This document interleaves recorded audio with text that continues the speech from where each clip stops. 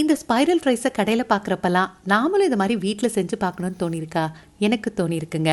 உங்ககிட்ட இதுக்கான slicer tool இருந்தாலும் சரி இல்லாட்டியும் சரி, எப்படி இந்த ஸ்பைரல் ஃப்ரைஸை வீட்டில் பர்ஃபெக்டாக பண்ணுறதுன்னு உங்களுக்கு நான் இந்த வீடியோவில் சொல்லித்தர போகிறேன். ஸ்கியூவர்ஸை தண்ணியில் நல்லா நனைச்சு தயாராக வச்சுக்கோங்க. ஒரு மீடியம் சைஸ் அகலமான உருளைக்கிழங்க தோல் சீவி தண்ணியில் சேர்த்துக்கோங்க. இப்போ இந்த மாதிரி ஒரு டூல் கிடைக்குது. இதில் எல்லோ கலர் ஸ்லைசர், ஒரு ஹோல்டர், கூடவே 3 எக்ஸ்ட்ரா ஸ்கியூவர்ஸோட வருது. இது ப்ரொமோஷன் வீடியோ கிடையாது, நான் யூஸ் பண்ணினேன், நல்லா இருக்கு. இப்போ ஸ்கியூர்க்குள்ள முதல்ல ஸ்லைசர், அப்புறம் உருளைக்கிழங்கு மேல் பகுதியில் ஹோல்டரை ஃபிக்ஸ் பண்ணிட்டு இந்த மாதிரி திருப்பி உருளைக்கிழங்கு ஹோல்டருக்குள்ளே ஃபிக்ஸ் பண்ணிக்கோங்க. எல்லோ ஸ்லைசரோட ஹேண்டில் தவிர மற்ற எல்லா பகுதியும் உருளைக்கிழங்குக்குள்ளே இந்த மாதிரி ப்ரெஸ் பண்ணி விட்டுருங்க. இப்போ உருளைக்கிழங்கை நல்லா பிடிச்சிக்கிட்டு இந்த மாதிரி ஹேண்டில் சுற்றுனீங்கன்னா உருளைக்கிழங்கு அழகாக கடையில் கிடைக்கிற மாதிரியே ஸ்பைரலாக ஸ்லைஸ் ஆகி வரும். என்கிட்ட இந்த டூல் இல்லைங்க, என்ன பண்ணுறதுன்னு கேட்குறீங்களா? இந்த மாதிரி ஒரு சிப் ஸ்லைசரில் உருளைக்கிழங்கை மெல்லிசாக சீவிக்கோங்க.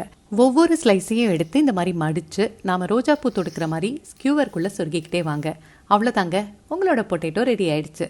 இதை கோட் பண்ணுறதுக்கு 4 table spoon cornflour, 3 table spoon maida, 1 table spoon மிளகாய் தூள், 1/2 டீஸ்பூன் உப்பு, 1 டீஸ்பூன் சில்லி ஃப்ளேக்ஸ் சேர்த்து நல்லா கலந்துட்டு இதில் 1/2 கப் தண்ணி சேர்த்து இந்த மாதிரி மீடியம் திக்னஸில் இந்த பதத்தில் கரைச்சி வச்சுக்கோங்க. இப்போ உருளைக்கிழங்க இந்த மாவில் நல்லா கோட் பண்ணிட்டு லேசாக உதர்னீங்கன்னா அதிகப்படியான கோட்டிங் வெளியில் வந்துடும். இதை சூடான எண்ணெயில் சேர்த்து உடனே இதில் ஒரு ஸ்பூனை வச்சு சூடான எண்ணெயை மேலே தெளிச்சுக்கிட்டே இருங்க. இதை எல்லா பக்கமும் திருப்பி போட்டு நல்லா முருகலாகிற வரைக்கும் மீடியம் ஃப்ளேமில் வச்சு வேக வச்சு எடுத்துக்கோங்க. இது மேலே சீஸ் சீசனிங்கும் மிளகாய் தூளும் தூவி சாப்பிட்டு பாருங்கள், சூப்பராக இருக்கும்.